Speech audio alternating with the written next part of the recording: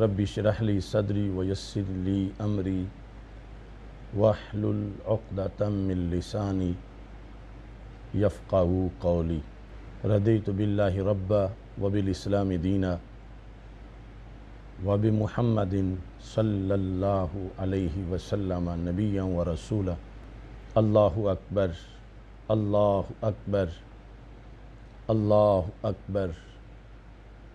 لبیک لبیک لبیک یا رسول اللہ صلی اللہ علیہ وسلم۔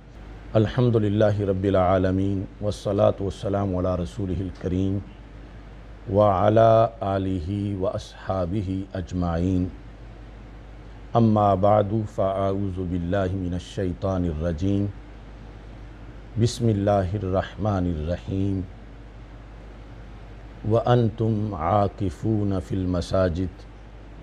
صدق اللہ العظیم وصدق رسولہ النبی الکریم الامین۔ ان اللہ وملائکتہ یصلون علی النبی یا ایہا الذین آمنوا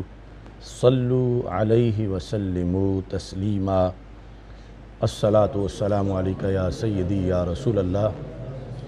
وعلی آلک واصحابک یا حبیب اللہ۔ الصلاۃ والسلام علیک یا سیدی یا خاتم النبیین وعلی آلک واصحابک یا اول النبیین و یا آخر النبیین۔ مولاي صلی وسلم دائما ابدا علی حبیبک خیر الخلق کلہم، منزہ عن شریک فی محاسنہ فجوہر الحسن فیہ غیر منقسم۔ محمد تاج رسل اللہ قاطبۃ، محمد صادق الاقوال والکلم، محمد ذکرہ روح لانفسنا، محمد شکرہ فرد علی الامم۔ رب صلی وسلم دائما ابدا علی حبیبک خیر الخلق کلہم۔ اللہ تبارک و تعالی جل جلالہ وعم نوالہ وتم برہانہ وعظم شانہ وجل ذکرہ وعز اسمہ کی حمد و ثنا، اور حضور سرور کائنات مفخر موجودات زینت بزم کائنات دستگیر جہاں غم گسار زماں سید سروراں حامی بے کساں قائد المرسلین خاتم النبیین احمد مجتبیٰ جناب محمد مصطفیٰ صلی اللہ علیہ وآلہ واصحابہ وبارک وسلم کے دربار گوہر بار میں ہدیہ درود و سلام عرض کرنے کے بعد السلام علیکم ورحمۃ اللہ وبرکاتہ۔ رب ذوالجلال کے فضل اور توفیق سے رمضان المبارک کا مقدس مہینہ اپنی رحمتوں، برکتوں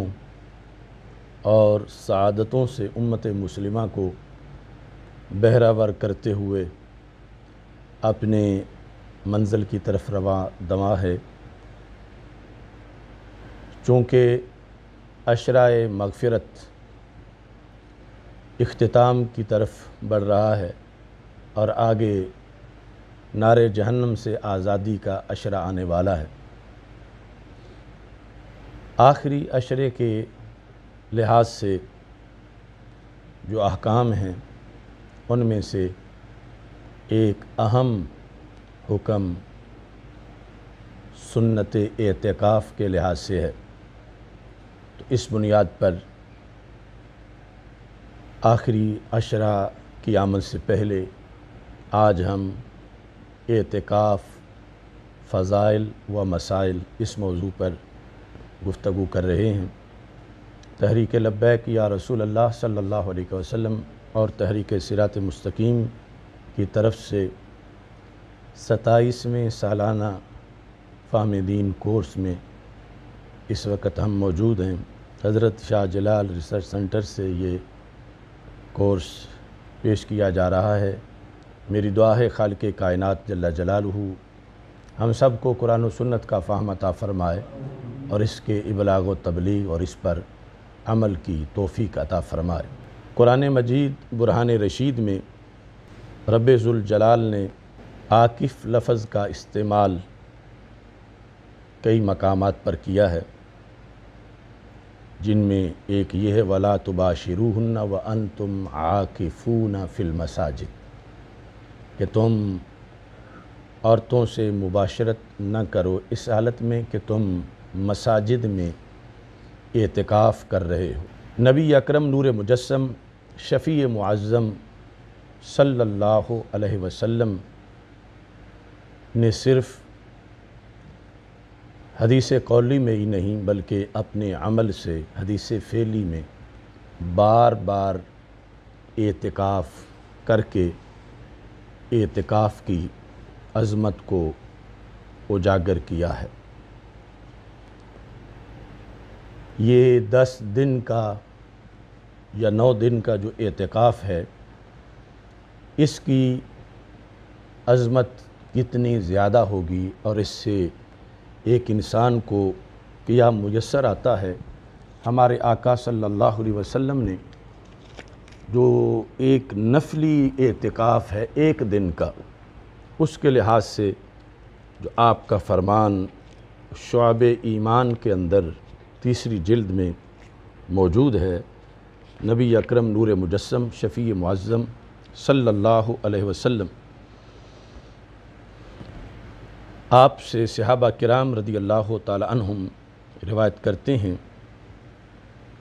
من اعتکف یوما، کہ جس بندے نے 1 دن کا اعتکاف کیا، ابتغاء وجہ اللہ تعالی، مقصد اس کا رضا الہی کا حصول تھا، اللہ کی رضا کی خاطر، یعنی اور کوئی مقصد یا ریا پیش نظر نہیں تھا، جعل اللہ بینہ و بین النار 3 خنادق، تو رب ذوالجلال اس بندے اور جہنم کے درمیان 3 خندقیں بنا دے گا، اور وہ جو 3 خندقیں ہیں ابعد ما بین الخافقین، یعنی وہ اتنا فاصلہ ہے جتنا زمین و آسمان کے درمیان ہے، یعنی 1 دن کے اعتکاف سے معتکف جہنم سے اتنا دور رہے گا جتنا زمین سے آسمان دور ہے۔ اس عمل کی بنیاد پر اسے اس قدر نوازا جائے گا۔ امام زین العابدین سے جو روایت کی گئی ہے، اگرچہ اس سند کے بعض روایت کے لحاظ سے بحث موجود ہے، اس میں یہ ہے کہ رسول اکرم صلی اللہ علیہ وسلم نے ارشاد فرمایا، من اعتکف 10 فی رمضان، کہ جس نے رمضان کے مہینے میں 10 دن کا اعتکاف کیا، یہ جو سنت اعتکاف ہے، کان کحجتین و عمرتین، تو اس کا یہ اعتکاف 2 حجوں اور 2 عمروں کے برابر ہوگا۔ نبی اکرم نور مجسم شفیع معظم صلی اللہ علیہ وسلم کے عمل کے لحاظ سے آخری 10 دن کا جو اعتکاف ہے، یہ سنت مؤکدہ ہے۔ رسول پاک صلی اللہ علیہ وسلم کی سنت، اس کے لحاظ سے اس چیز کو ذہن میں رکھنا چاہیے۔ کچھ لوگ آج آ کر چونکہ دین سے دوری کی مختلف تحریکیں چلائی جا رہی ہیں اور مسلمانوں کو دین کے شعائر سے، دین کے امور سے دور کرنے کی کوشش کی جا رہی ہے، اور انسان ویسے بھی سہولت پسند ہے، جہاں سے اسے چھٹی ملے اس جگہ کو وہ پسند بھی کرتا ہے عمومی طور پر، الا ماشاء اللہ۔ تو کچھ لوگ سنت کہہ کر کسی کام کو، اس کی حیثیت کو ہلکا کرنا چاہتے ہیں، یہ کوئی فرض ہے، یہ کوئی واجب ہے، یہ تو صرف سنت ہی ہے۔ تو اس بنیاد پر ہمیں رسول اکرم نور مجسم شفیع معظم صلی اللہ علیہ وسلم کا یہ فرمان ذہن میں رکھنا چاہیے، جو جامع ترمذی میں موجود ہے، حدیث نمبر 2678، کہ سنت کام کی کیا اہمیت ہے۔ ہمارے آقا صلی اللہ علیہ وسلم ارشاد فرماتے ہیں، من احیا سنتی فقد احبنی، جس نے میری سنت کو زندہ کیا اس نے مجھ سے محبت کی۔ یعنی سنت کو زندہ کرنا سنت پہ عمل کے ساتھ ہے۔ جس وقت معاشرے میں عمل کسی کام پہ ختم ہوتا ہے تو وہ کام مٹ جاتا ہے۔ اب کئی معاشرے ہیں کہ جہاں پر امامہ یا داڑھی کی سنت بالکل مٹ چکی ہے، وہ اس لیے کہ وہاں پر عمل نہیں ہو رہا، تو وہاں نسلوں کو پتہ ہی نہیں، جنریشن کو، کہ یہ بھی کوئی چیز ہے۔ اللہ کا فضل ہے، بر صغیر پاک و ہند میں بالخصوص پاکستان میں ابھی یہ رنگ موجود ہے۔ ہمارے آقا صلی اللہ علیہ وسلم فرماتے ہیں، من احیا سنتی فقد احبنی، جس نے میری سنت کو زندہ کیا اس نے مجھ سے محبت کی۔ ومن احبنی کان معی فی الجنہ، اور جس نے مجھ سے محبت کی وہ میرے ساتھ جنت میں ہوگا۔ تو اب اس سے یعنی قوم کو یہ بات ذہن میں رکھنی چاہیے کہ سنت پر عمل کتنا مفید ہے، کتنا ضروری ہے، اور کس قدر اس کا فائدہ ہے۔ یعنی اگرچہ یہ فرض واجب نہ بھی ہو تو بالخصوص اس کے اندر یہ پہلو جو ہے کہ جس سے جنت بھی ملتی ہو اور جنت میں رسول پاک صلی اللہ علیہ وسلم کی سنگت بھی ملتی ہو، تو وہ عمل کتنا بڑا عمل ہوگا۔ اس بنیاد پر نبی اکرم نور مجسم شفیع معظم صلی اللہ علیہ وسلم کا یہ فرمان جو صحاح ستہ میں جامع ترمذی میں ہے، یہ ہمارے مبلغین کو اور عوام کو یہ حدیث ہر جگہ بیان کرنی چاہیے، تاکہ جو سنت کو ڈی گریڈ کرنے اور اس کی حیثیت کو معمولی قرار دینے کی ایک تحریک جاری ہے معاشرے کے اندر، اس کا اثر ختم ہو، کہ نبی اکرم صلی اللہ علیہ وسلم کی اداؤں پہ عمل کرنے کا یہ فائدہ ہے کہ رسول پاک صلی اللہ علیہ وسلم فرماتے ہیں، من احیا سنتی فقد احبنی،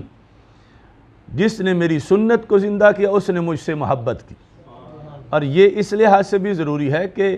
ہم محبین ہیں رسول پاک صلی اللہ علیہ وسلم کے،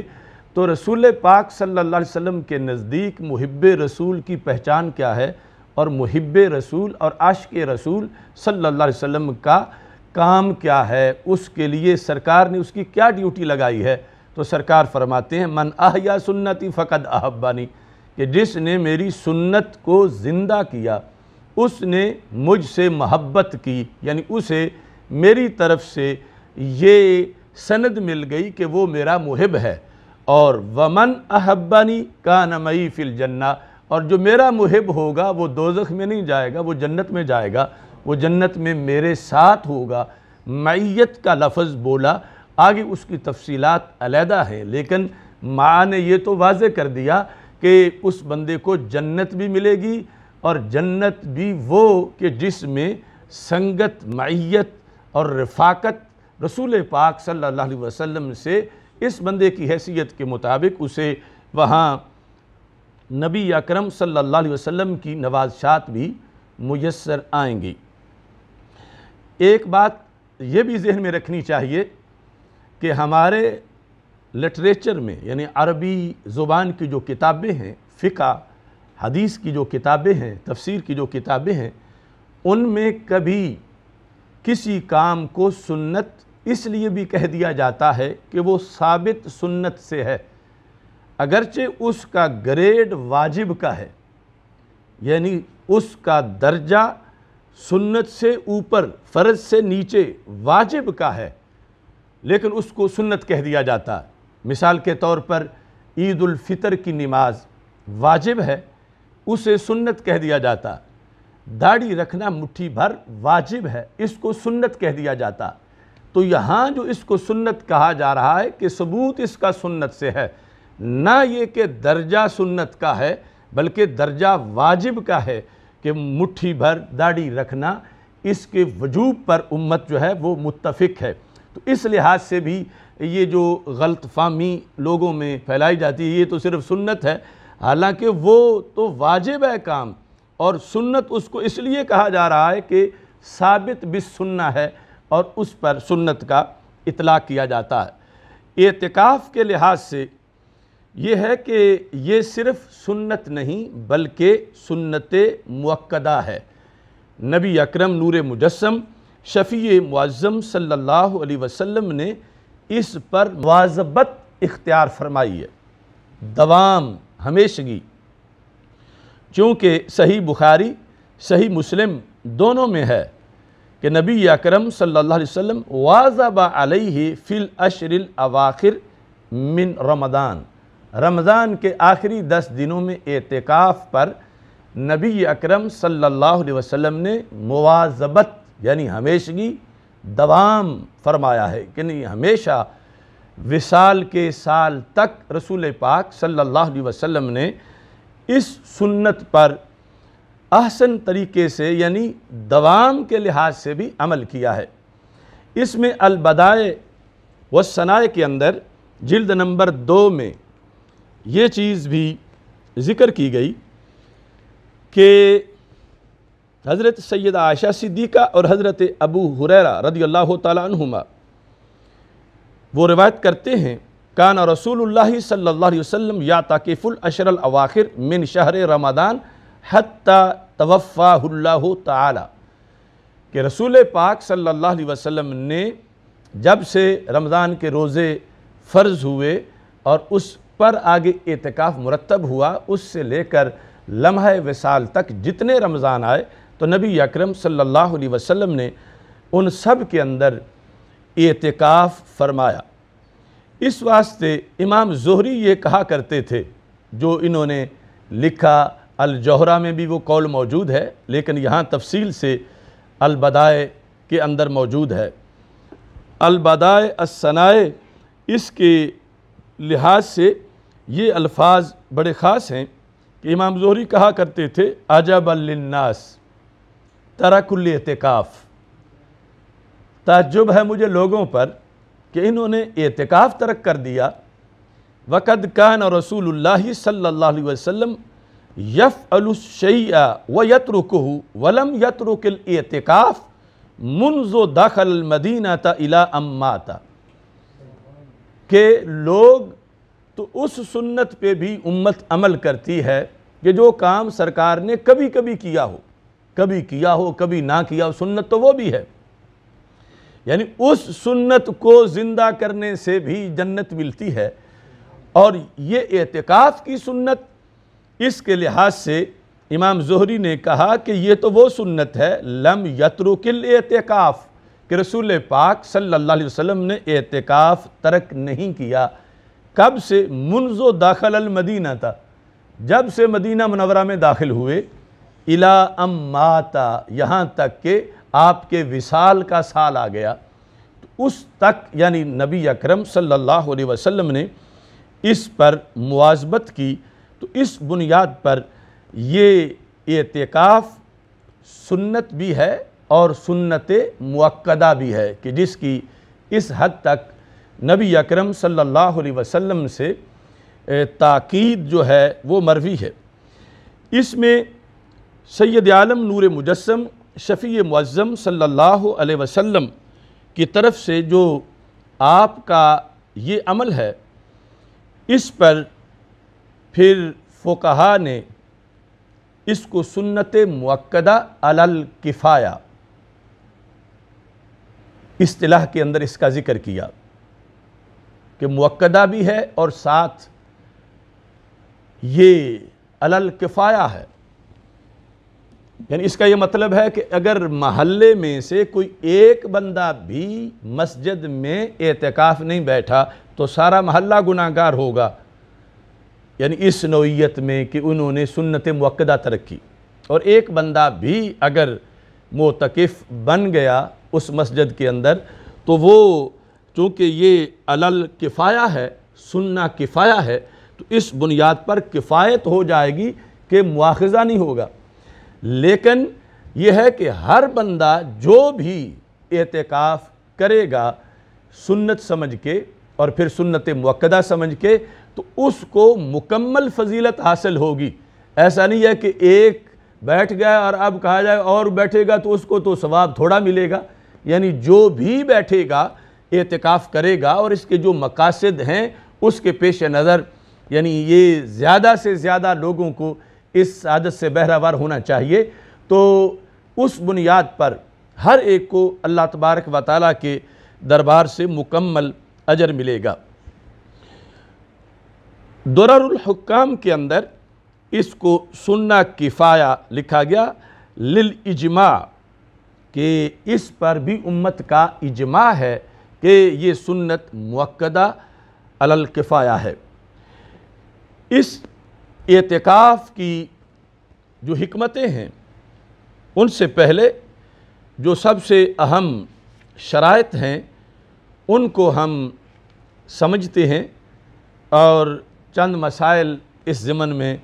ویسے تو آج ہمارا یہ سیشن بھی سوال و جواب کا ہی تھا، لیکن سوال و جواب جو اعتکاف کے لحاظ سے ہیں ان پر مجموعی ایک مختصر تبصرہ اس وقت پیش کیا جا رہا ہے، چونکہ اعتکاف بالکل قریب ہے اور اعتکاف کے اندر بہت سی غفلتیں کی جاتی ہیں جس سے معاذ اللہ اس کا حقیقی مقصد فوت ہو جاتا ہے، تو اس بنیاد پر ہمیں ان چیزوں کو پیش نظر رکھنا ہے۔ اعتکاف کے لحاظ سے روزے کا ہونا شرط ہے کہ بندے نے روزہ رکھا ہو، اور ساتھ یہ ہے کہ مسجد کا ہونا شرط ہے۔ مسجد کے بغیر اعتکاف، اس اعتکاف کا جو رمضان کا اعتکاف ہے، جو مسنون اعتکاف ہے، جس پر مطلقاً لفظ اعتکاف بولا جاتا ہے، مسجد کے بغیر اس کا کوئی تصور نہیں ہے۔ مردوں کا اعتکاف مسجد میں ہی ہے، ہاں عورتوں کے لیے علیحدہ حکم ہے، اس کی تفصیل ہم بیان کریں گے۔ مردوں کے لیے اعتکاف جو ہے وہ اس کے لیے مسجد کو شرط قرار دیا گیا ہے، اور اس پر بھی امت کا اجماع ہے، یعنی امت کا اجماع ہے 14 صدیوں کا کہ مسجد سے باہر اعتکاف نہیں ہو سکتا۔ کوئی تربیتی کیمپ تو لگایا جا سکتا ہے مگر اعتکاف نہیں ہو سکتا مسجد کے باہر۔ نفلی طور پر کچھ چلہ تو کاٹا جا سکتا ہے مگر مسجد کے بغیر، آگے مسجد میں پھر شرائط ہیں کہ مسجد کیسی ہو، مسجد کے بغیر اعتکاف نہیں ہوتا۔ امام قرطبی کہتے ہیں اجمع العلماء علی ان الاعتکاف لا یکون الا فی مسجد۔ احکام القرآن جو امام قرطبی کے ہیں اس میں یہ ہے کہ امت کا اس بات پر اجماع ہے کہ اعتکاف صحیح نہیں مگر مسجد میں۔ صحیح کا لفظ ساتھ اس لیے کہہ رہا ہوں کہ کوئی جس طرح کہا جاتا ہے کہ وضو کے بغیر نماز نہیں ہوتی، تو کسی نے کہا کہ کیوں نہیں ہوتی، ہم نے تو کئی بار پڑھی ہے، تو اس کا مطلب یہ ہے کہ صحیح نہیں ہوتی، ورنہ کوئی اس طرح خلاف ورزی کر رہا ہو تو اسے کون روکے گا، وہ اپنی عاقبت خراب کر رہا ہے۔ تو اعتکاف مسجد کے بغیر صحیح نہیں ہے، یعنی وہ سنت مؤکدہ ادا نہیں ہوگی۔ اس سلسلہ میں بھی کچھ وقتی اعتکاف ہیں، وقتی تنظیمی اعتکاف۔ مثلا اس سال تو وہ تنظیمی اعتکاف کسی اور مشغلے کی نظر ہو چکا ہے۔ لاہور میں شہر اعتکاف جو ہوتا ہے،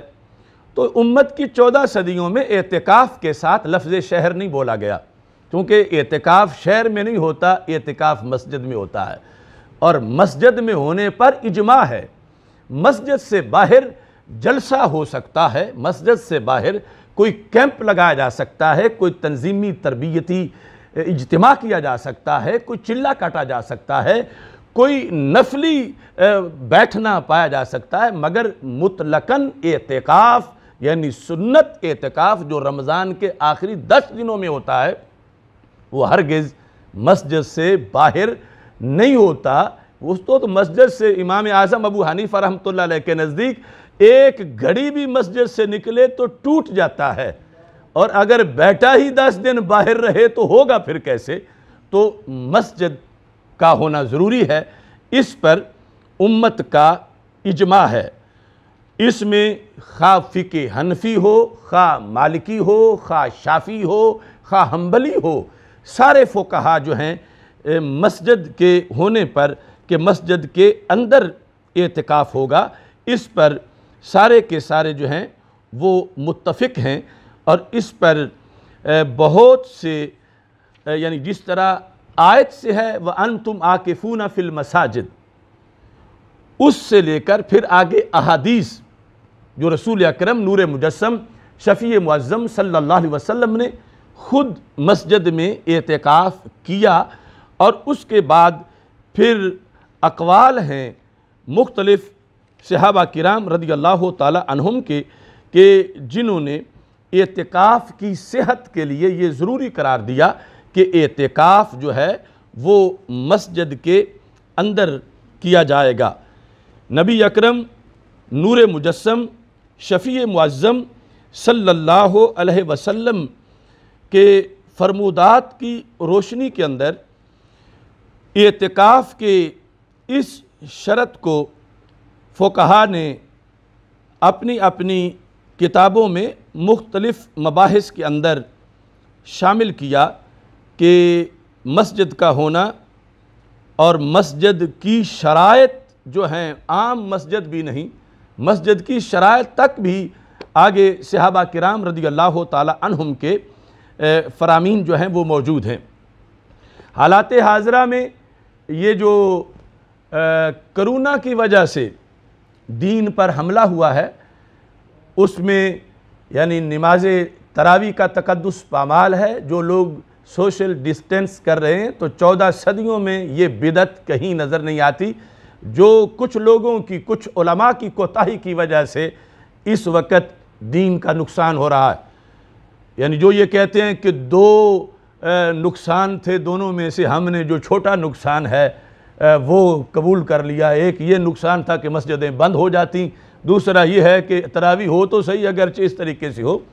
تو میں پوچھتا ہوں یہ کوئی دارالکفر ہے کہ یہاں 2 ہی آپشن تھے؟ یہ دارالاسلام ہے، یہاں سب سے پہلا آپشن یہ ہے کہ مسجدیں کھلی رہیں گی، جماعت ہوگی، نماز ہوگی، جس طرح 14 صدیوں سے ہو رہی ہے۔ یہ 2 آپشن کیوں بولے جاتے ہیں کہ صرف 2 آپشن ہی تھے اور ہم مجبور ہو گئے تھے اور ہم نے یہ جو ہے وہ کم نقصان مان لیا؟ یہ 20 لاکھ شہیدوں کے خون پہ بننے والی سلطنت ہے جو نظریہ اسلام پہ بنی ہے۔ یہاں کیسے 2 آپشن ہیں؟ یہاں سب سے پہلا اور فائنل یہی تھا کہ جس طرح جماعتیں ہوتی ہیں، کسی حکومت کو حق نہیں کہ وہ مسجد میں مداخلت کرے، عبادت میں مداخلت کرے، اور حکومت تو اب وہ کہتی ہے علماء نے فتویٰ دے دیا ہے تو ہم نے ایسا کیا۔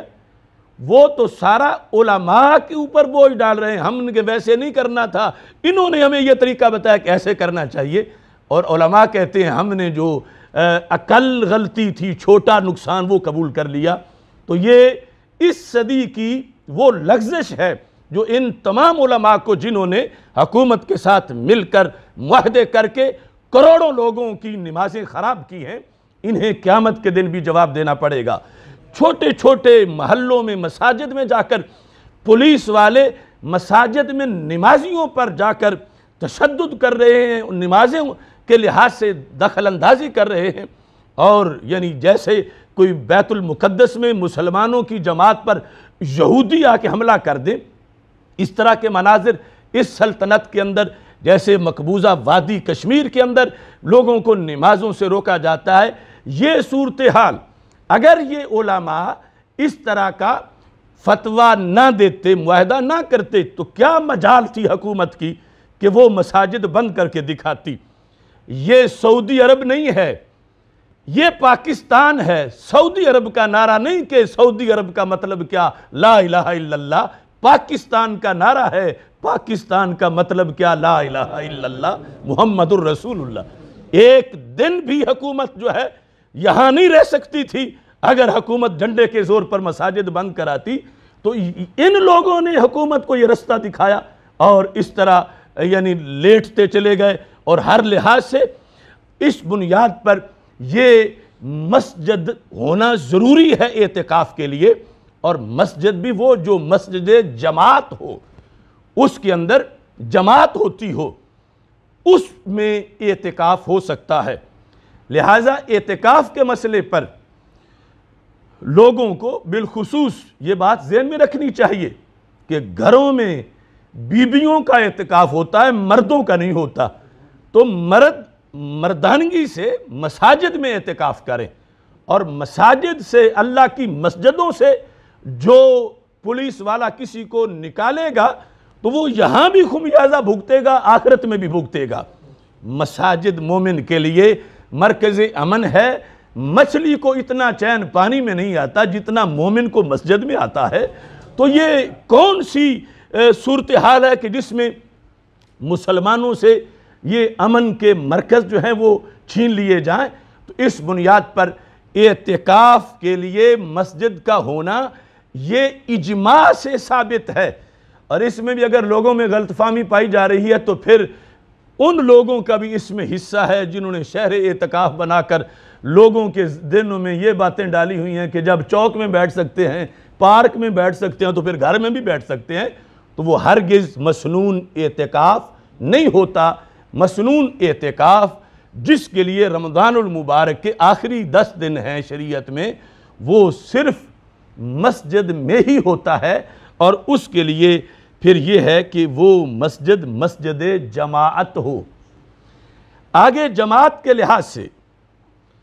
پھر کچھ لوگوں نے تو یہ کہا کہ یعنی جمعہ اس میں پڑھایا جاتا ہو، لیکن راجح یہ ہے کہ مسجد جماعت کا مطلب یہ ہے کہ اس میں 5 نمازیں باجماعت ہوتی ہوں،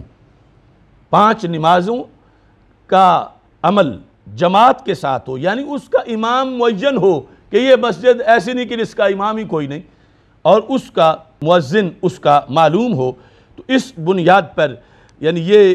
شرائط ہیں مسجد کے لحاظ سے، اور ساتھ ہی یہ ہے کہ نبی اکرم صلی اللہ علیہ وسلم کا فرمان ہے لا اعتکاف الا بصوم، کوئی اعتکاف نہیں مگر روزے کے ساتھ۔ اس بنیاد پر یعنی اصطلاحی اعتکاف کے لیے کم از کم 1 دن ہو نفلی، تو چونکہ روزہ دن پورے کا ہوگا تو تب جا کر اعتکاف بنے گا۔ ایک ہے لغوی اعتکاف، لغوی اعتکاف تو 2 منٹوں کا بھی ہو سکتا ہے، 10 منٹ کا بھی ہو سکتا ہے کہ جو مسجد میں جا کر بیٹھ جائے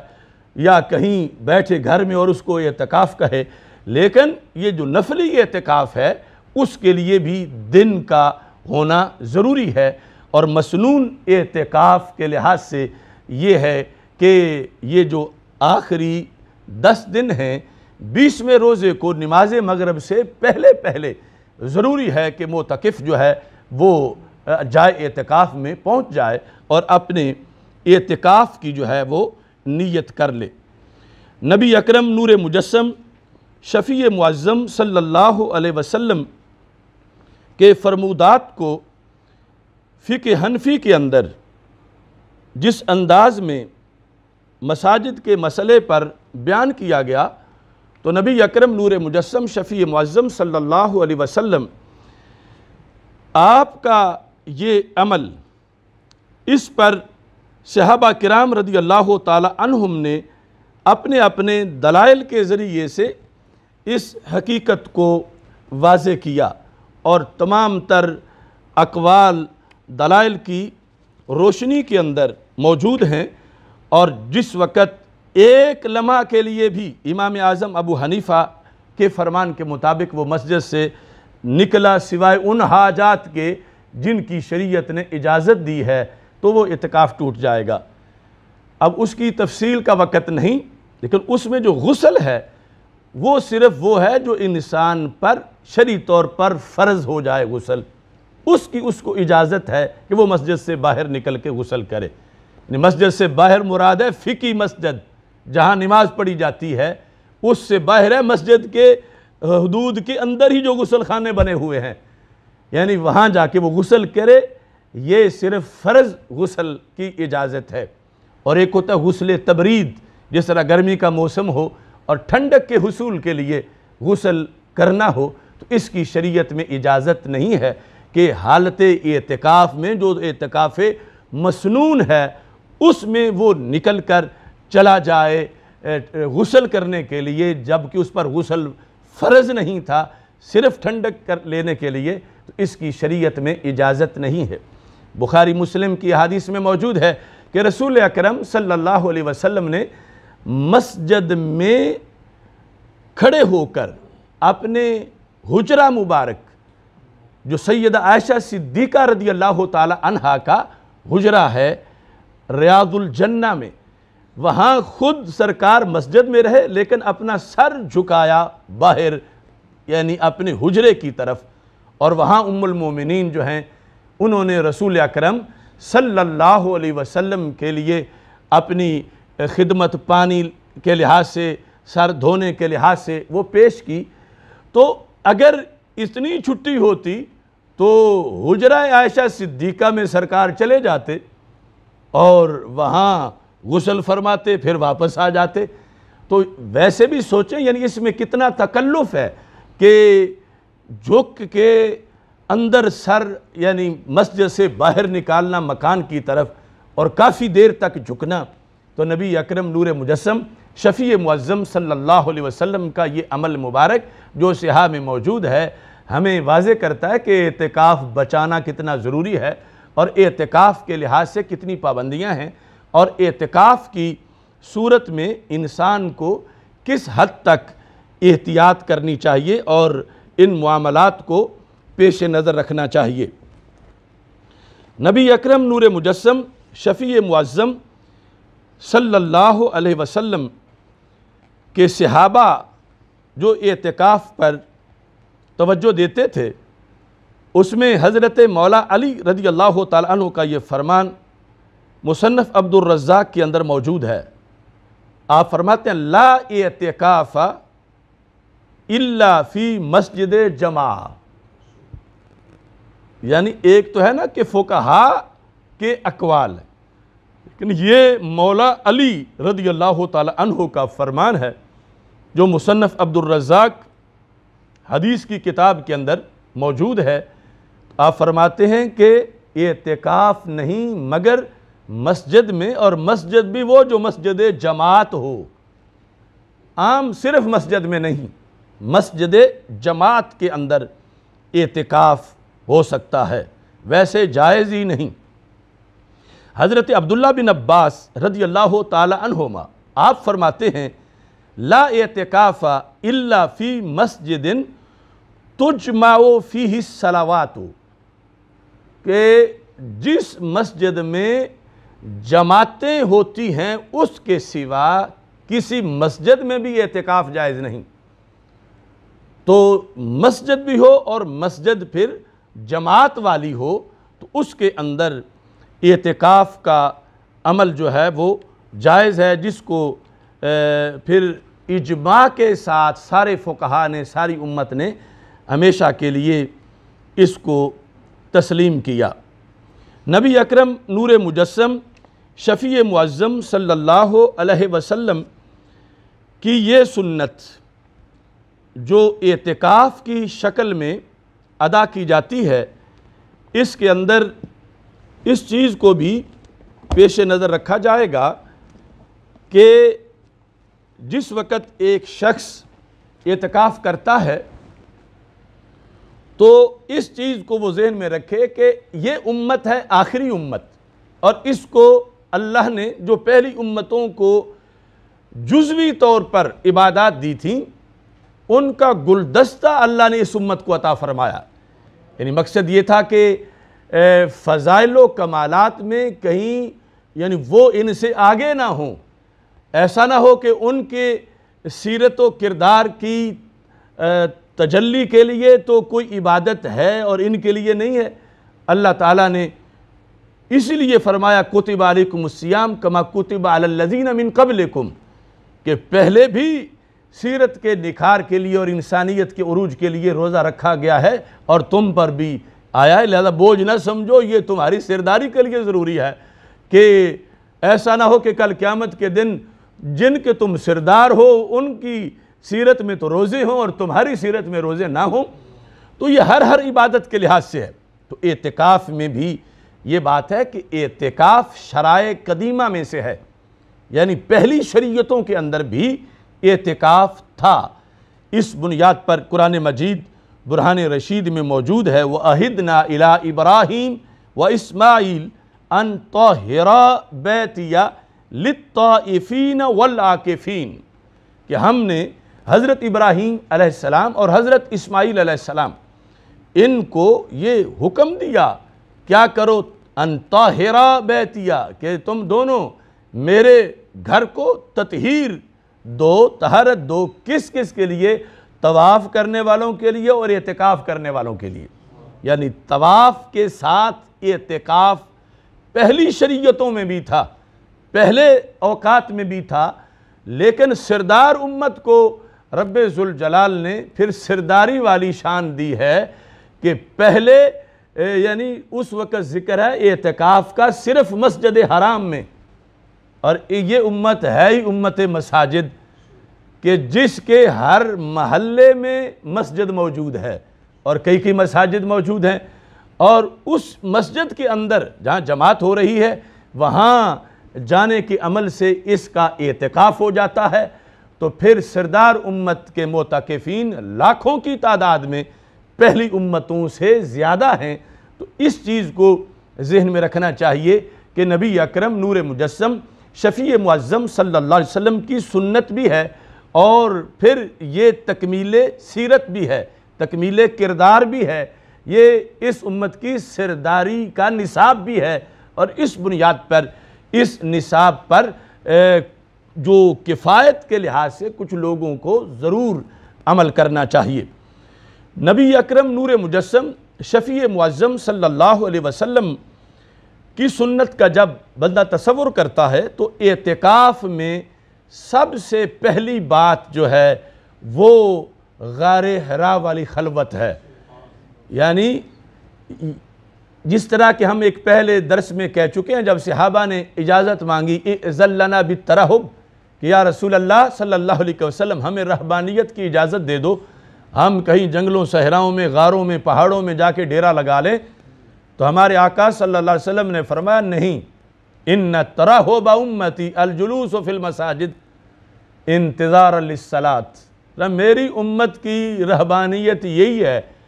کہ مسجد میں جا کے بیٹھ جانا نماز کے انتظار میں، یہی چلہ ہے میری امت کا۔ اس انداز میں رسول پاک صلی اللہ علیہ وسلم نے مسجد کو مومنین کے لیے نماز کے علاوہ بھی جا کر ذکر خدا کرنے کی جگہ بتایا کہ تمہاری سوچ میں کوئی غار، کوئی پہاڑ، کوئی جنگل، کوئی اس طرح کی چیزیں جو ہیں وہ معاملہ دور کا ہے، میں نے تو تمہیں محلے محلے کے اندر ایک گھر دے دیا ہے عبادت کرنے کا، اور اس کے اندر تم جا بیٹھو، تو یہ رہبانیت ہے، یہ درویشی ہے میری امت کی۔ اس بنیاد پر یہ جو اعتکاف ہے یہ غار حرا سے تسلسل ہے اس امت کا کہ نبی اکرم نور مجسم شفیع معظم صلی اللہ علیہ وسلم سارے معاشرے سے کٹ کے علیحدہ غار حرا کے اندر رونق افروز ہوئے، عبادت کی، اور یہ امت اس ایک غار حرا کی روشنی گلی گلی محلے محلے میں اجاگر کر رہی ہے کہ ہمارے آقا صلی اللہ علیہ وسلم چونکہ آپ نے کچھ وقت غار میں گزارا اور ہم آپ کی سنت اس انداز میں اس کو زندہ کر رہے ہیں، اور اعتکاف کے لحاظ سے اپنا وقت جو ہے وہ مکمل کر کے، بلکہ اگر سب سے بڑھ کر دیکھا جائے تو اعتکاف میں تعلق بالمسجد جو ہے اس کا کورس کروانا مقصد ہے۔ آج جو سر فہرست ایجنڈا ہے کفر کا کہ مسلمان مسجد سے دور رہیں۔ اعتکاف مسجد میں کرانے کا مطلب ہی یہ تھا شریعت میں کہ کچھ دن مسجد میں رہ کر یہ پکے ہو جائیں، مسجد سے ان کا دل لگ جائے، مسجد کے صبح و شام ان کے سامنے ہو، مسجد کے اندر خلوت میں تنہائی میں اپنے خیمے میں بیٹھ کر یہ مسجد کے ساتھ دل لگا لیں تاکہ رمضان گزرے تو پھر بھی انہیں مسجد یاد آئے۔ یعنی جس طرح رمضان کا مہینہ یہ اگلے رمضان تک پورا جو 11 ماہ کی ایک بندے کی تقویٰ کی تربیت ہے کہ یہ شیطان سے بچ کے رہے، کہ شیطان کو باندھا گیا ہے اور اس کو ٹریننگ دی گئی ہے اور اس کو شیطان کو باندھ کر اس کو حوصلہ افزائی کی گئی ہے اس کی، تو اس طرح اعتکاف پھر امت میں روزہ تو ہر کسی پر ہے، لیکن پھر اعتکاف خاص لوگ جو ہیں وہ پھر ایک مزید کورس کر لیتے ہیں کہ ان کو رمضان کے موسم میں حالت روزہ میں پھر مسجد میں رکھ کر یہ تربیت دی گئی ہے کہ یہ اتنے طاقتور ہو جائیں کہ ان پر مسجد سے باہر بھی شیطان حملہ آور نہ ہو اور یہ مسجد کے اندر اپنا ایک کورس مکمل کریں۔ یہی وجہ ہے کہ نبی اکرم نور مجسم شفیع معظم صلی اللہ علیہ وسلم نے ارشاد فرمایا سبعۃ یظلھم اللہ فی ظلہ یوم لا ظل الا ظل عرشی، کہ 7 قسم کے لوگ وہ ہیں جنہیں رب ذوالجلال قیامت کے دن دھوپ نہیں لگنے دے گا، جس دن کوئی درخت سایہ نہیں کر سکتا، کوئی خیمہ سایہ نہیں کر سکتا، کوئی چھت سایہ فراہم نہیں کر سکتی، سورج سوا نیزے پہ ہوگا، اس دن بھی کچھ لوگوں کو دھوپ نہیں لگے گی۔ ان میں سے ایک سیٹ ہے مسجد سے رابطہ رکھنے والوں کی، رجل قلبہ معلق بالمسجد، وہ بندہ کہ جس کا دل مسجد سے لگ گیا ہے۔ اب جس عمل کے نتیجے میں معاشر کا سایہ ملتا ہو، معاشر کے دن عرش کا سایہ، تو بندے کو اگر گرمی میں پسینہ آ بھی جائے اس عمل میں تو کیا بات ہے، کیونکہ جب پسینہ اتنا ہوگا کہ کانوں تک پہنچے گا اس کا پانی، یہ نہیں کہ سر سے اتر کے نیچے سے یعنی کشتیاں پسینے میں تیر رہی ہوگی، معاشر کے دن اتنے پسینے سے جس اعتکاف نے بچا لینا ہے، تو آج اگر بندہ اس کے تحفظ کے لیے گرمی برداشت کر لے، پسینہ برداشت کر لے اور اپنا اعتکاف سنبھال کے رکھے،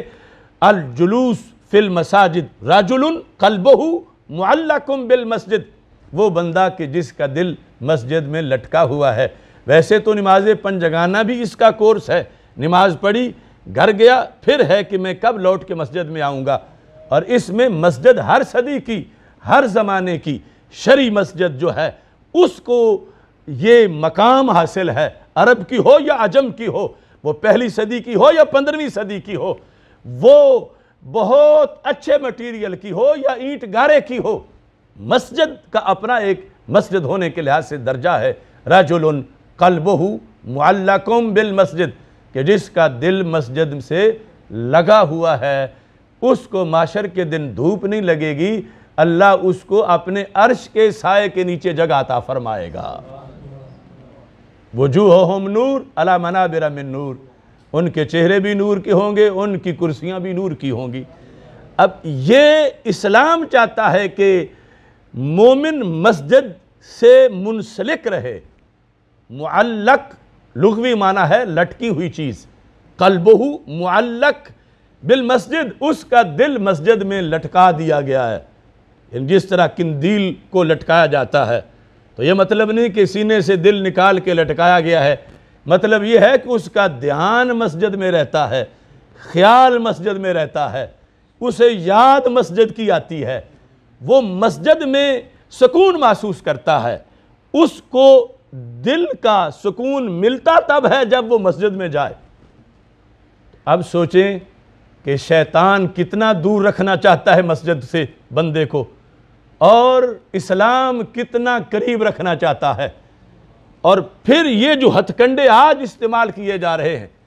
کئی مسجدوں میں وضو خانے بند، کہیں پانی بند، کہیں تعداد پہ پابندی، کہیں جمعے پہ پابندی، کہیں اجتماعات پہ پابندی،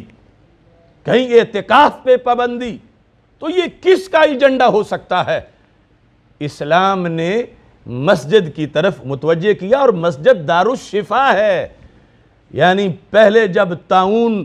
کا مرض آتا تھا تو لوگ مسجدوں میں اکٹھے ہو جاتے تھے کہ مسجد سے شفا مل جائے گی۔ اب انہوں نے مسجدوں کو موت گڑھ بنایا ہوا ہے، اس حد تک نفرت کہ موت آ جائے گی، موت آ جائے گی، موت آ جائے گی۔ وہ اٹل حقیقت ہے، وہ کہیں بھی آ سکتی ہے، لیکن مسجد کے لحاظ سے نبی اکرم نور مجسم شفیع معظم صلی اللہ علیہ وسلم نے یہ اعتکاف کا جو فلسفہ ہے اس میں چیز یہ واضح کر دی گئی، رجل قلبہ معلق بالمسجد۔ اعتکاف کا جو نصاب ہے اس کے اندر، یعنی آج جو شغل میلے کا اعتکاف ہے یہ تو اصل مقصد سے بڑا ورا ہے۔ اعتکاف یہ ہے کہ بندے کو آخرت کی یاد آئے، اعتکاف یہ ہے کہ بندے کا رابطہ مخلوق سے کٹ جائے، خالق سے مسلسل جڑا رہے۔ اعتکاف یہ ہے کہ اس کی سوچ بھی مسجد میں رہنے کی عادی بن جائے۔ یعنی پہلے تو یہ ہے کہ نماز پڑھنے آتا ہے، اللہ ماشاءاللہ دل دکان پہ چلا جاتا ہے، دھیان گھر چلا جاتا ہے۔ شریعت نے کہا کورس کرواؤ اس کو کہ یہ جسم مسجد میں اس کا بند کرو، اس کی سوچ بھی بند ہو مسجد میں، اس کا دل مسجد میں رکھو جسمانی طور پر، تاکہ اس کا خیال بھی مسجد میں رہے۔ چونکہ پھر یہ صورتحال ہو کہ اعتکاف سے اٹھے تو رجل قلبہ معلق بالمسجد، بیٹھا دکان پہ ہو دل مسجد میں ہو۔ یعنی یہ اعتکاف کا مقصد ہے۔ اور اگر وہاں بیٹھ کر وہ یعنی سارے معاملات اس نے توڑے ہی نہیں مخلوق سے اپنے رابطے، اور اسی طرح ہی ان رابطوں میں لگا ہوا ہے، تو پھر مقصد جو ہے وہ اعتکاف کا کیسے پورا ہوگا؟ وہ آن لائن وہاں بھی بیٹھ کے بیع و شراء کر رہا ہے، اگرچہ فقہی طور پر نفس مسئلہ میں اجازت ہے کہ مبیع حاضر کیے بغیر سودا ہو جائے، مگر وہ محض ایک جواز بیان کرنا مقصد تھا کہ اگر اتفاقاً ایسا ہو جائے تو پھر، ورنہ جو ہے وہ اصل تو ہے اللہ کے ذکر میں اپنے آپ کو، اپنے دل کو عادی بنانا۔ یہاں تک کہ ایک مقام پر اعتکاف کے معمولات پر ذکر کرتے ہوئے امام احمد بن حنبل نے یہ فرمایا۔ امام احمد بن حنبل، یہ لطائف المعارف میں امام ابن رجب حنبلی یہ لکھتے ہیں، کیا کہتے ہیں کہ امام احمد بن حنبل وَلِهَذَا ذَهَبَ الْإِمَامُ أَحْمَدْ إِلَىٰ أَنَّ الْمُعْتَكِفَ لَا يَسْتَحِبُّ لَهُ مُخَالَطَةُ النَّاسِ، کہ جو معتکف ہے اس کے لیے مستحب نہیں کہ وہ لوگوں سے ملاقات کرے۔ مخالطہ، لوگوں سے میل جول، یعنی اگرچہ منہ بند کر لینا، کپڑا باندھ لینا وہ مکروہ ہے کہ میں نے کسی سے بولنا ہی نہیں، میں لکھ کے پرچی پر ہی دوں گا، یعنی کلام جائز ہے، مگر ایک اسے جھجک بھی ہو کہ میں اعتکاف بیٹھا ہوں، میں ایسے ہی ہر کسی سے نہ ملتا رہوں، وہ مخالطت جو ہے اس سے اس کو روکا گیا۔ حتیٰ کے بعد امام احمد بن حنبل کہتے ہیں حتیٰ لا لتعلیم علم و اقراء قرآن، وہ بیٹھ کے اعتکاف میں چونکہ اس نے ایک کورس مسلسل کرنا ہے، وہ پڑھا بھی نہیں سکتا وہاں پہ، یہاں تک کہ لکھا قرآن نہیں پڑھا سکتا، کہ اگرچہ عمل صالح ہے، بہت بڑی نیکی ہے، لیکن اس وقت اس کا نصاب رب سے رابطہ مسلسل ادھر دھیان کرنا ہے۔ یعنی یہ امام احمد بن حنبل کا قول، اگرچہ تدریس جائز ہے، فضیلت ہے، پڑھانے والا یقیناً وہ اوروں کو بھی قرآن و سنت کے نور سے منور کر رہا ہے، لیکن اس خلوت کے حصول کے لیے کہ یہ تخلیہ کے لیے آیا ہے، یہ اللہ سے اپنا رابطہ مضبوط کرنا چاہتا ہے تو امام احمد بن حنبل نے یہاں تک کہا، اگرچہ ہم کسی پر یہ پابندی نہیں لگانا چاہتے مگر یہ دعوت فکر ضرور دینا چاہتے ہیں کہ جب امام احمد بن حنبل کے نزدیک اعتکاف میں بیٹھ کر قرآن پڑھانا جائز نہیں تو یہ ساری راتیں گپیں لگانا، اور پھر آج کے ماحول میں تو فیس بک اور اپنے موبائل سے اور سارے معاملات اور اس طرح کی وہاں پر انجمن آرائی کرنا مساجد کے اندر کہ گئے نیکی لینے ہیں اور پلٹیں گناہ لے کر، تو اس بنیاد پر نوجوانوں کو یہ چیز ذہن میں رکھنی چاہیے۔ حضرت امام احمد بن حنبل کہتے ہیں بل الافضل له الانفراد بنفسه، افضل یہ ہے کہ وہ بالکل علیحدہ رہے یعنی اپنی جھونپڑی میں، والتخلی بمناجات ربہ، اپنے رب سے وہ مناجات کرتا رہے، رب سے مناجات کرتا رہے، ذکر کرے، دعا کرے۔ یہ ہے کہ اعتکاف جو ہے وہ ایک خلوت شرعیہ ہے، اور جو بندہ بھی اس یعنی خلوت میں جو رکاوٹ آتی ہے اعتکاف میں اس سے روکا گیا ہے۔ ہاں اس میں یہ ہے کہ اگر ایسی مسجد میں بیٹھا ہے کہ جہاں جمعہ نہیں ہوتا تو پھر اسے دوسری مسجد میں جمعہ پڑھنے کی اجازت ہے، یعنی جو نصاب تھا نا معتکف کا کہ اپنی مسجد میں جہاں اعتکاف بیٹھا ہے وہاں وہ سنتیں پڑھ کے دوسری مسجد میں چلا جائے جہاں جمعہ ہے کہ وہاں خطبہ سنے فرض پڑھ کے پھر واپس آ جائے، وہ نصاب ایس او پیز والوں نے عام لوگوں کو یہاں دیا ہوا ہے کہ گھر میں ہی سنتیں پڑھو، گھر میں وضو کر کے آؤ، پھر فرض پڑھ کے فوراً چلے جاؤ۔ یہ ہے نصاب معتکف کا جو اس مسجد میں اعتکاف کر رہا ہے کہ جس میں جمعہ نہیں ہوتا، کہ وہ اپنی مسجد میں جہاں بیٹھا ہے وہاں سنتیں وغیرہ پڑھ کے چلے، رستے میں لوگوں سے باتیں نہ کرے، نہ وہ کہیں کسی کی عیادت کرنے چلا جائے، نہ کوئی جنازہ پڑھنے چلا جائے، بلکہ دوسری مسجد میں وہ جا کر جمعہ پڑھے اور پھر جو ہے وہ واپس آ جائے۔ یعنی شریعت میں توازن ہے سارے کاموں کے لحاظ سے۔ یہاں ہی یہ لکھا ہے کہ حضرت عبداللہ بن عباس رضی اللہ تعالیٰ عنہ سے یہ پوچھا گیا کہ ایک بندہ ہے یصوم النہار ویقوم اللیل، روزانہ روزہ رکھتا ہے، ساری رات قیام کرتا ہے، ولا یشہد الجمعۃ والجماعہ، لیکن جمعہ پڑھنے نہیں جاتا اور نہ جماعت میں شریک ہوتا ہے، یعنی نماز با جماعت میں، تو اس کا کیا حکم ہے؟ آپ نے فرمایا ہوا فی النار، وہ جہنمی ہے۔ حضرت عبداللہ بن عباس رضی اللہ تعالیٰ عنہ کا یہ قول لطائف المعارف میں صفحہ نمبر 190 پہ موجود ہے۔ تو اس میں اس لحاظ سے بھی ہمارے لیے سبق ہے کہ یہاں کئی چپ سرکاریں کئی جگہوں پہ بیٹھ جاتی ہیں اور یہ کہ یہ چلا کاٹ رہے ہیں، یہ تو اتنے دن غسل ہی نہیں کریں گے، ان کی شان یہ ہے کہ 3 سال سے غسل نہیں کیا، اور ان کا مقام یہ ہے کہ یہ اتنے دن جو ہیں وہ باہر ہی نہیں نکلے۔ تو شریعت کہتی ہے کہ جماعت میں جو شریک نہ ہو اور جمعہ جو ترک کر دے، اگرچہ وہ جینون روزہ رکھ رہا ہے روزانہ اور ساری رات قیام کرتا ہے، پھر بھی ابن عباس رضی اللہ تعالیٰ عنہ فرماتے ہیں وہ جہنمی ہے، کیونکہ اس نے سرکار کا طریقہ چھوڑ دیا ہے۔ اور اس بنیاد پر اتنا ضروری ہے جمعے میں شریک ہونا اور اتنا ضروری ہے جماعت کے اندر شریک ہونا۔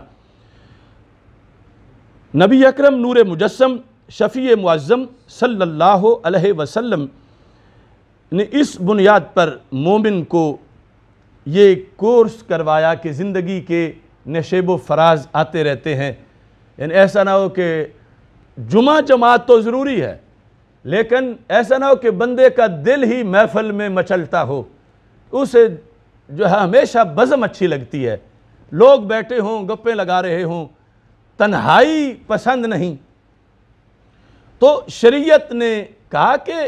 اسلام میں جمعہ ہے، جماعت ہے، جلسہ ہے، اجتماع ہے، یہ ساری چیزیں ہیں، لیکن اسلام میں تنہائی میں بیٹھ کے یاد خدا کا بھی بہت بڑا مرتبہ ہے اور بہت بڑا مقام ہے۔ اس بنیاد پر ایک بہت بڑے ولی کو جب یہ کہا گیا اما تستوحشو، اب یہ ولی جماعت میں شریک ہوتے ہیں، جمعے میں شریک ہوتے ہیں، لیکن عام لوگوں کے پروگراموں میں آگے پیچھے نہیں جاتے اور اکیلے ہی بیٹھے رہتے ہیں، اللہ کی یاد کرتے ہیں۔ تو پوچھا گیا اما تستوحشو، تمہیں وحشت محسوس نہیں ہوتی؟ نہ بندہ نہ بندے کی ذات تمہارے پاس ہے، تم علیحدہ بیٹھے ہوئے ہو اور اس طرح ہی دن بھی گزر جاتا ہے، رات بھی گزر جاتی ہے، اما تستوحشو، تمہیں وحشت نہیں ہوتی؟ قال کیف استوحشو، مجھے کیسے وحشت ہوگی؟ وَهُوَ يَقُولُ أَنَا جَلِيسُ مَنْ ذَكَرَنِي، کہ رب تو فرماتا ہے جو میرا ذکر کرے میں اس کے ساتھ ہی ہوتا ہوں، تو پھر مجھے وحشت کیسے ہوگی؟ جلیس کا لغوی معنی ہے ساتھ بیٹھنے والا، اگرچہ اللہ بیٹھنے اٹھنے سے پاک ہے، لیکن جو اللہ کا ذکر کرے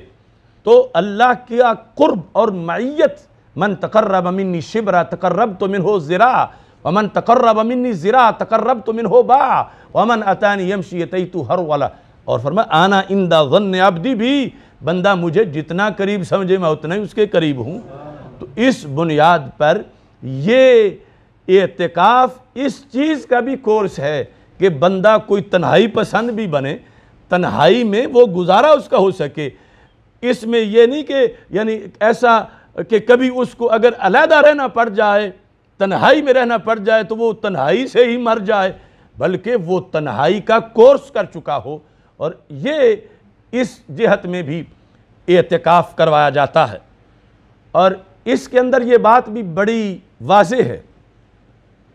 انسان زندگی کا مسافر ہے، اور یہ ظاہری سفر اگر ہم کر رہے ہوں، مثلا پیدل چل رہے ہوں، بڑا دور جانا ہو، تو انسان ضرور کبھی ٹھہر کے پیچھے بھی دیکھتا ہے، آگے بھی دیکھتا ہے، رک کے، کس کے لیے؟ کہ کتنا طے ہوا ہے، کتنا باقی رہ گیا ہے۔ یعنی اس کے بغیر اگر اس کو آزادی ہے رکنے کی تو وہ نہیں چلے گا، خواہ 4 گھنٹے بعد کھڑا ہو کے دیکھے کہ فلاں جگہ سے میں چلا تھا اور فلاں جگہ میں نے جانا ہے۔ اس سے اس کے سفر کا اسے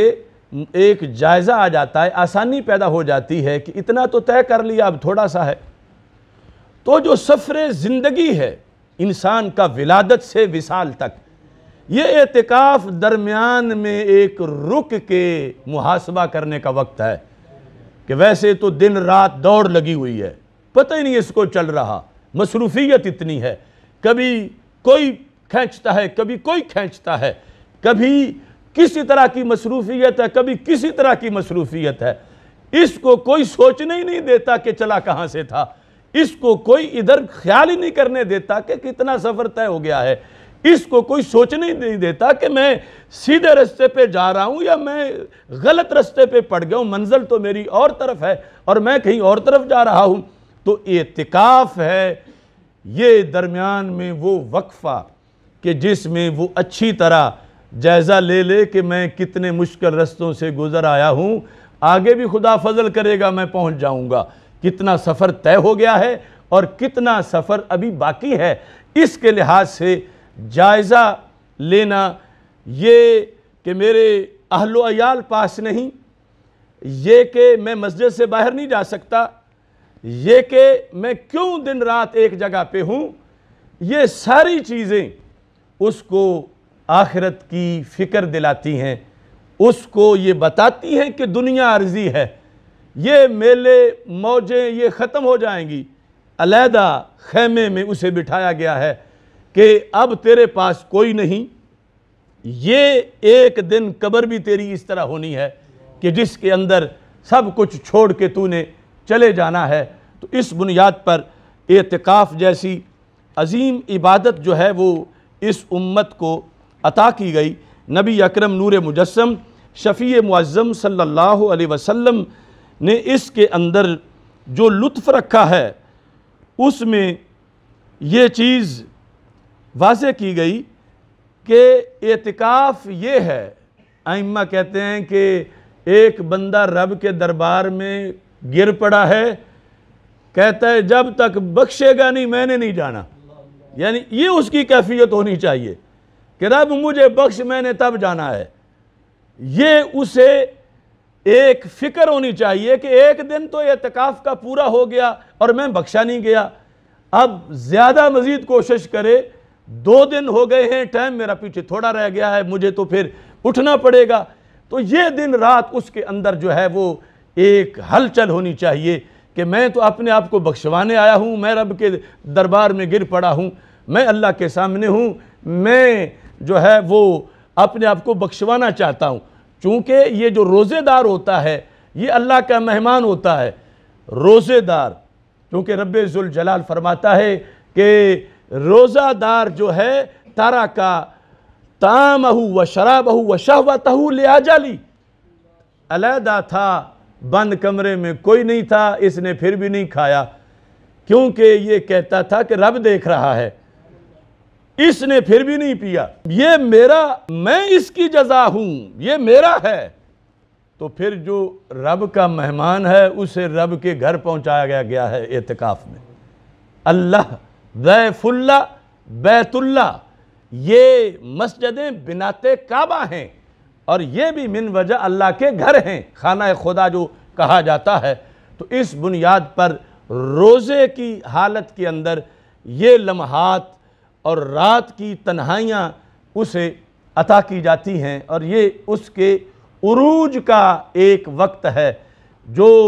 اسے میسر آئے تو پھر اس کا ساری زندگی پہ اثر نظر آنا چاہیے کہ یہ بندہ اعتکاف کر کے نکلا ہوا ہے۔ ہمارے ہاں المیہ یہ ہے کہ ویسے تو سعادت ہے کہ جب گنے جاتے ہیں کہ عمرہ سب سے زیادہ کس ملک کے لوگوں نے کیا، تو سعودی اخباروں میں کبھی پاکستان کا پہلا نمبر ہوتا ہے، کبھی دوسرا نمبر ہوتا ہے، سال بھر کے عمرے کا جو شمار ہے۔ ایسے ہی حاجی بھی اللہ کے فضل سے بہت جاتے ہیں، یہ اچھی بات ہے، لیکن ایک بندہ جب اتنا بڑا کورس کر کے آیا ہے کہ راجع کیوم ولدتہ امہ، کہ یوں لوٹا ہے کہ جیسے آج ہی ماں نے اس کو جنم دیا ہے، یعنی اس کو غسل مل گیا، اس کے گناہ جھڑ گئے ہیں، یہ نئی زندگی لے کے آیا ہے۔ تو پھر جس معاشرے میں لاکھوں لوگ سال میں نئی زندگی لے کے آتے ہوں، اتنے دھلے ہوئے ہوں، اس معاشرے میں تو ان کا نور اوروں پر بھی غالب آ جانا چاہیے کہ یہ بہت بڑی جگہ سے جو بالیقین بڑی ہے، بہت بڑا کورس کر کے جو بالیقین بہت بڑا ہے، سرکار دو عالم صلی اللہ علیہ وسلم کا فرمان 100% سچا ہے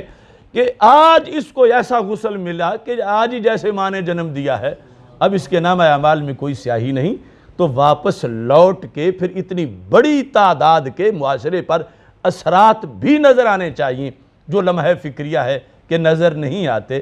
ایسے ہی اعتکاف کر کے جس محلے میں سالانہ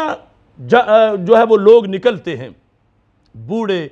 اور نوجوان،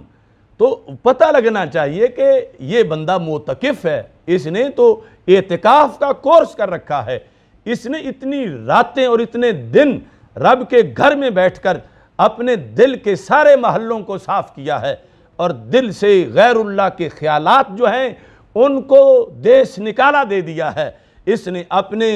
دل کی ہر گلی کو یاد خدا سے آباد کر دیا ہے، تو اس کے اثرات اوروں پہ بھی معاشرے میں ہونے چاہیے۔ یعنی دوست بیٹھے ہوں تو پتہ چلے کہ ان میں یہ بندہ ہے جس نے پچھلے سال اعتکاف کیا تھا یا اس سال اعتکاف کیا ہے، کہ اس کی نیکی کی خوشبو اوروں کو بھی آ رہی ہے اور اوروں پر بھی اس کے اعتکاف کے اثرات مرتب ہو رہے ہیں۔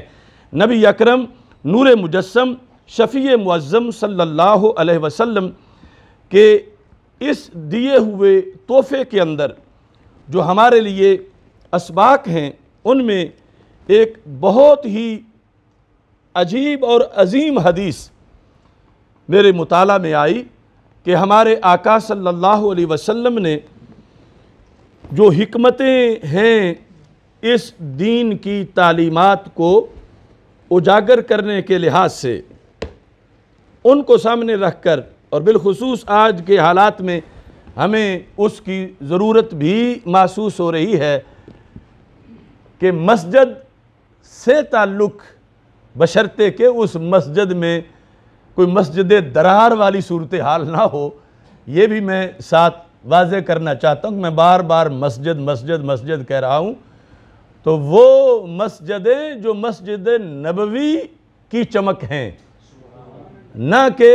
مسجد درار کے اندھیروں سے ان کا تعلق ہو. تو مسجد کے ساتھ ریلیشن جو ہے یہ ایمان بچاتا ہے، یہ انسان کا کردار محفوظ کرتا ہے. باطل یہ چاہتا ہے کہ لوگوں کو مسجد سے روکا جائے، اور وہ ایجنڈا اس 15ویں صدی میں آج ہمارے سامنے ہے مختلف طریقوں سے. اور تو اور رہا حرمین شریفین یعنی وہ خالی پڑے ہیں، اور میرے آقا صلی اللہ علیہ وسلم نے فرمایا تھا کہ وہ زمانہ کیسا ہوگا کہ جب مدینہ منورہ کی رونقیں ختم کر کے یروشلم کی رونقیں بڑھا دی جائیں گی. یہ مستقبل کی خبروں میں باقاعدہ حدیث موجود ہے، اور وہ ایجنڈا آج ہمیں نظر آ رہا ہے. ایک حدیث نہیں، کئی احادیث کے اندر رسول پاک صلی اللہ علیہ وسلم نے اس چیز کو واضح کیا. اب وہ حدیث شریف کہ جو اس رمضان کا اور اس عنوان کا خصوصی تحفہ ہے، خصوصی تحفہ ہے اعتکاف کے موضوع پر، اور ہماری جو پوری تحریک ہے تحفظ مساجد، تحفظ جماعت، تحفظ جمعہ، تحفظ شاعر اسلام، اس کے اندر اس حدیث کی روح موجود ہے. مسند امام احمد میں یہ حدیث شریف ہے. ناصر الدین البانی نے بھی اس کو حسن قرار دیا ہے. نبی اکرم صلی اللہ علیہ وسلم ارشاد فرماتے ہیں ما توطن رجل مسلم المساجد. توطن وطن سے ہے، وطن. بندہ مسلمان ہو اور مسجد کو اپنا وطن بنا لے، مسجد کو وطن بنا لے اور وطن کو مسجد بنا لے. جیسے بر صغیر کے مسلمانوں نے 20 لاکھ جانیں دی تھی پاکستان مسجد بنانے کے لیے کہ وطن بھی ہو اور مسجد بھی ہو. ما توطن رجل مسلم، یہ مسلمان کی شرط ہے ساتھ کہ مسلمان بندہ ہو اور مسجد میں ڈیرا لگا لے. کس کام کے لیے؟ للصلاۃ، نماز کے لیے، والذکر، اور ذکر کے لیے. اب نماز پنجگانہ، جمعہ، اس کے علاوہ یعنی کثرت سے مسجد میں رہنا، اور پھر سب سے بڑھ کے اعتکاف. توطنہ کا معنی اعتکاف میں مکمل ہو جائے گا. اس نے وطن بنا لیا ہے یعنی پکا ڈیرا لگا لیا ہے، وہ وہاں وحشت محسوس نہیں کرتا، اسے اجنبیت نہیں لگتی. انسان اپنے وطن سے طبعی طور پر پیار کرتا ہے، وہ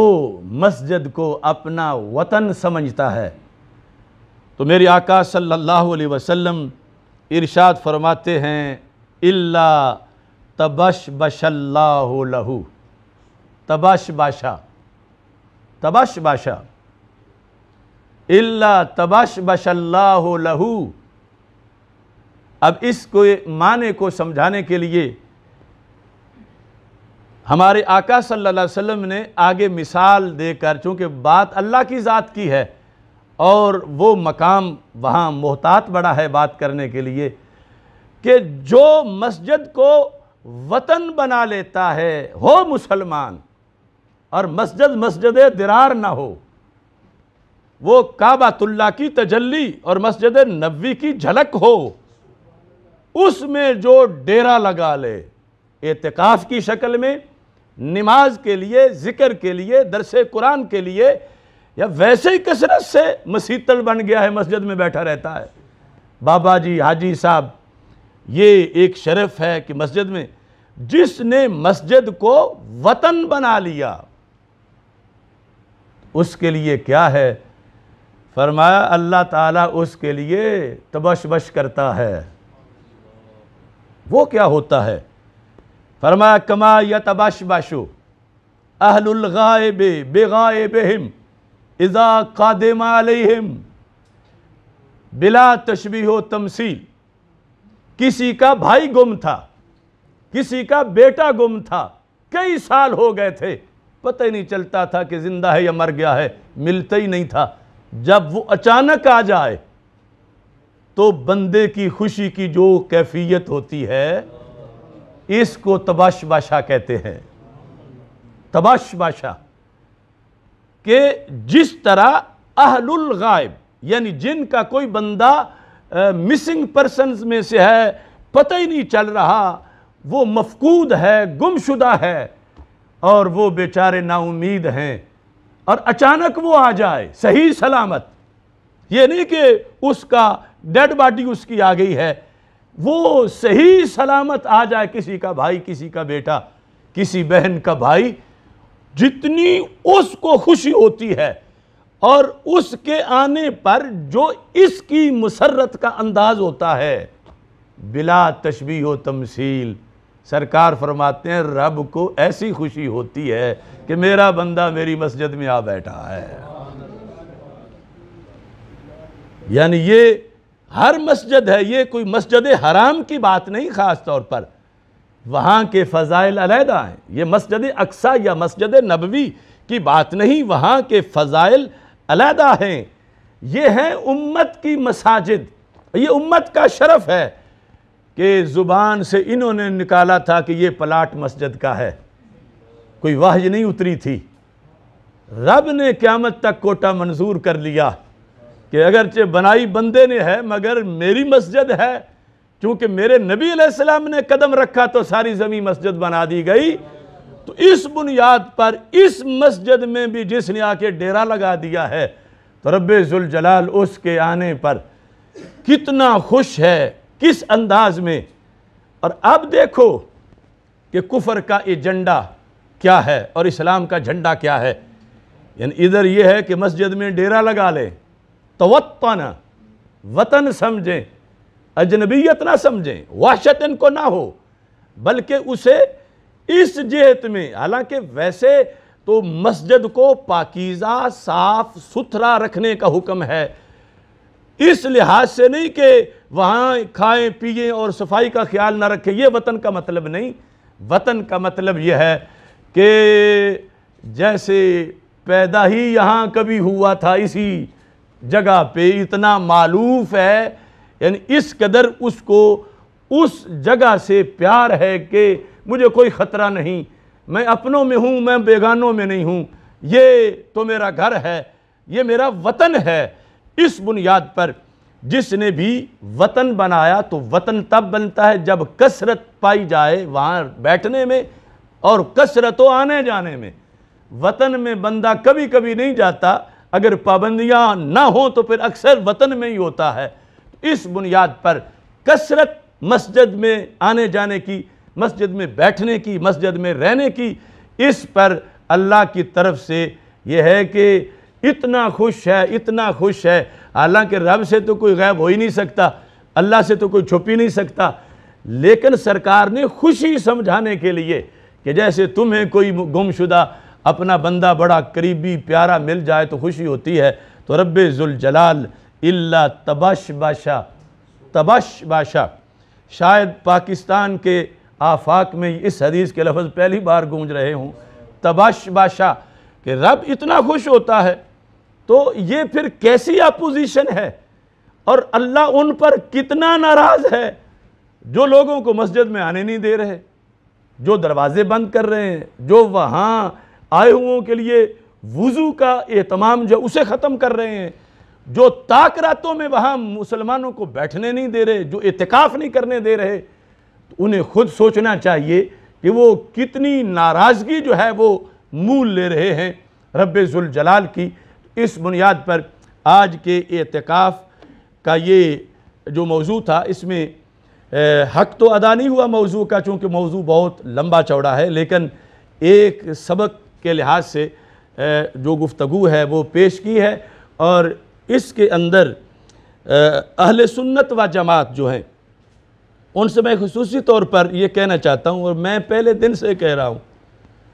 اللہ کے فضل سے پہلے دن سے یہ کہہ رہا ہوں کہ یہ کرونا کی وجہ سے مساجد کو بند کرنا غیر شرعی کام تھا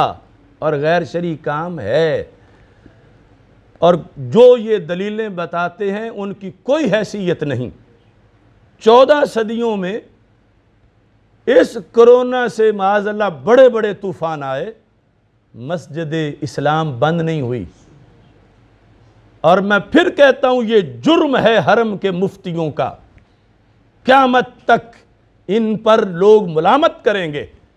کہ جنہوں نے حرمین شریفین کو بند کیا اور ان بونے لوگوں کو دلیل مل گئی، دیکھو جی وہ تو بند کر کے بیٹھے ہیں،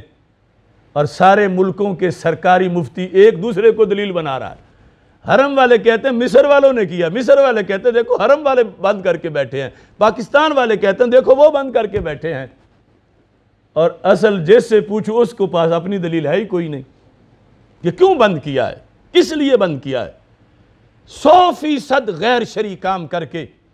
اور وہ بھی رمضان میں اس انداز میں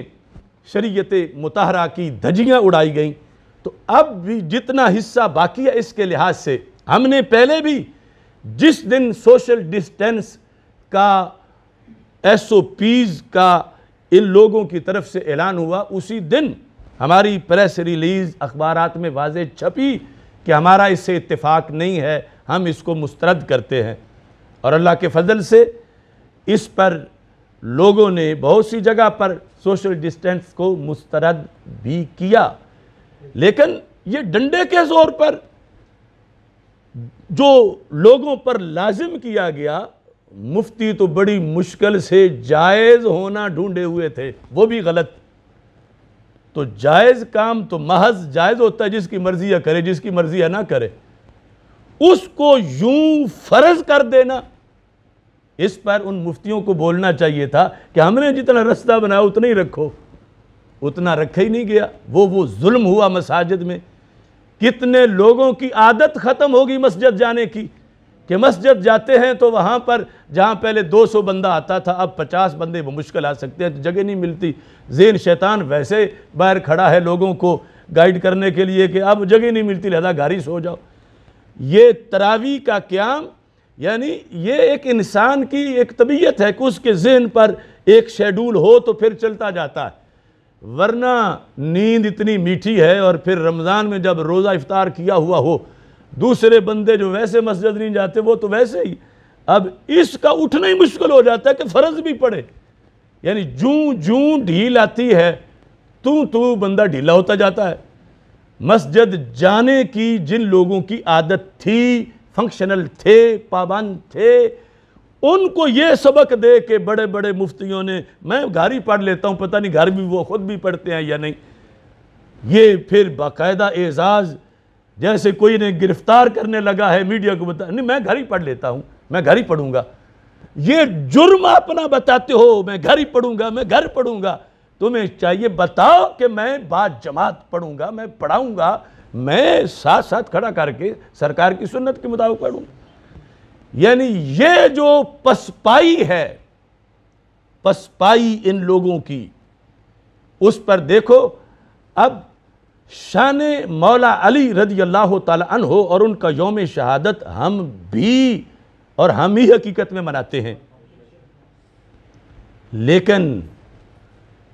کیا نماز اور جلسے کا درجہ ایک ہے؟ کیا نماز اور جلوس کا درجہ ایک ہے؟ کیا اور پھر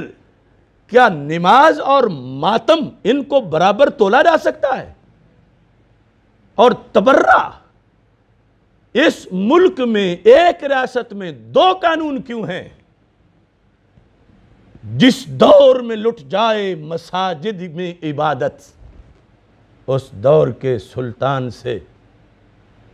کوئی بھول ہوئی ہے، ایک نہیں بہت بڑی بھول۔ اب یہ کیوں ایسا ہے؟ بلکہ یہ ایسا نہیں کہ آج ان کے نمائندے نے اسی اجلاس میں جو رمضان سے پہلے ہوا تھا اس نے کہہ دیا تھا وہاں پر سب کے سامنے کہ ہم یوم علی منائیں گے، ہم کوئی پابندی برداشت نہیں کریں گے۔ اس لیے وہ یہ جب اعظم مفتیان پریس کانفرنسیں کرتے رہے، کسی میں ان کا کوئی نمائندہ نہیں بیٹھا، بلکہ انہوں نے یہ دے دیا اخبار میں کہ یہ سوشل ڈسٹینس سے نماز ہوتی نہیں ہے۔ یہ باقاعدہ ان کے فتوے چھپے روافظ کے۔ اب یہ لوگ ان کے لحاظ سے اور اپنے لحاظ سے یہ سوچیں، وہ جیسے بھی ہیں وہ اپنی مجلس بچا گئے اور یہ اپنی مسجد نہ بچا سکے۔ وہ جیسے بھی ہیں انہوں نے یہ بیان دے دیا کہ کوئی پابندی نہیں لگا سکتا، تو کیا ان کی زبان پہ فالج تھا کہ کہتے کہ ہم یہ ڈسٹینس نہیں مانتے، مسجد پہ کوئی پابندی نہیں لگا سکتا، مسجد اللہ کا گھر ہے۔ کون ہوتے ہیں یہ پابندیاں لگانے والے؟ انہوں نے تو کمپین چلا کر، مدارس سے رابطے کر کے، آستانوں سے رابطے کر کے، اور ہر ایک اپنا نیٹ پہ دے رہا ہے، میں نے بھی مان لیا، میں نے بھی مان لیا، میں نے بھی مان لیا، اس طرح کر کے لوگوں کو پیچھے ہٹانے کا یہ جرم کیا ہے۔ اب ماتم کے لیے اور تبرے بولنے کے لیے اس ملک میں اجازت ہے، جہاں غلیظ گالیاں دی جائیں مقدس شخصیات کو، ان لوگوں کو اجازت ہے کہ وہ جلوس نکالیں، جلسے کریں۔ تو اب کرونا کدھر ہے؟ ان کے لحاظ سے، کیوں ایک فرقے کے لحاظ سے؟ چونکہ ان کے نزدیک نہ کوئی جمعہ ہے نہ کوئی تراویح ہے، انہیں تو کوئی مسئلہ ہی نہیں تھا۔ انہوں نے کہا ٹھیک ہے یہ کرو، انہوں نے کہا ہم نماز پڑھیں گے ہی نہیں، یہ اپنے بیان میں لکھ کر دیا، ہم نہیں پڑھیں گے، ہوتی نہیں ہے۔ اور اپنا جو ان کے نزدیک ان کا دین ہے ماتم کرنا، ان کا دین ہے مجلس ماتم، تو اس کے لیے انہوں نے اجازت حاصل کی۔ تو یہ اعظم مفتیان سوچیں کہ انہوں نے اتنا بڑا ظلم کیوں کیا قوم کے ساتھ؟ کیا چیز انہوں نے حاصل کی اپنی قوم کے لیے؟ یہ جو کچھ ہو رہا ہے یہاں پر، یہ تو انڈیا میں بھی ہو رہا ہے۔ کیا یہ مودی اور عمران خان اور ہندوستان اور پاکستان یہ برابر ہیں؟ یہ تو جتنی یہ لے کر آئے، یہ تو امریکہ میں بھی اتنی عبادت کی اجازت ہے، یہ کیا لے کر آئے؟ تو یہ لے کر نہیں آئے، دے کر آئے، اور قیامت تک اس پسپائی کا انہیں جواب دینا پڑے گا جو بھی اس میں جرم میں شریک ہے۔ اللہ کا کروڑوں بار شکر ہے کہ ہم نے اذان دی، آواز بلند کی، اور باقاعدہ دلائل کے ساتھ ہر جہت کو اجاگر کیا، اور یہ ایک باقاعدہ پری پلان سے اعلان کرنے سے پہلے یہ تیاری کروائی گئی تھی۔ جو بھی انہوں نے ہائر کیے ہوئے تھے طاہر القادری سے لے کر سارے، کہ ایسا تم نے ادھم مچانا ہے اور دھاندلی کرنی ہے۔ اگر کرونا واقعی امریکہ میں، اٹلی میں، فرانس میں بندے ان کے مر رہے ہیں، واقعی مر رہے ہیں، تو پھر وہ اپنے اوپر آئے ہوئے عذاب کو ہوا بنا کر یہ ظاہر کرنے کے لیے کہ ہم برے نہیں، ہم مجرم نہیں، تم بھی ہمارے جیسے ہی ہو، ادھر بھی انہوں نے اس کا تسلسل دکھا دیا۔ اس کی بہت سی تحلیلیں واقعیت کے لحاظ سے سامنے آئیں گی، لیکن یہ جو کچھ پیش کیا جا رہا ہے، میں جس طرح کئی اپنے خطبات میں کہہ چکا ہوں، یہ سب فراڈ ہے، جھوٹ ہے، ڈرامہ ہے۔ ارے مومن کی شان یہ ہے کہ مومن موت سے نہیں ڈرتا، موت سے نہیں ڈرتا تو کرونا سے کیوں ڈرتا ہے؟ مومن کی 14 صدیاں کی تاریخ یہ ہے کہ یہ جنگ سے نہیں بھاگتا، گناہ کبیرہ ہے، جنگ سے بھاگنے والوں سے رب ناراض ہو جاتا ہے، تو جنگ سے نہیں بھاگتا تو پھر کرونا سے کیوں بھاگ گیا ہے؟ اور احادیث کے اندر جن جن لوگوں نے خیانت کی، سرکار پوچھیں گے ان سے کہ تم نے صرف اپنی لیڈری کے لیے میرا آدھا فرمان پیش کر کے آدھا تم نے چھوڑا اور غلط مطلب تم نے نکالے۔ اللہ تعالیٰ سب کا حامی و ناصر ہو۔ وآخر دعوایا ان الحمد للہ رب العالمین۔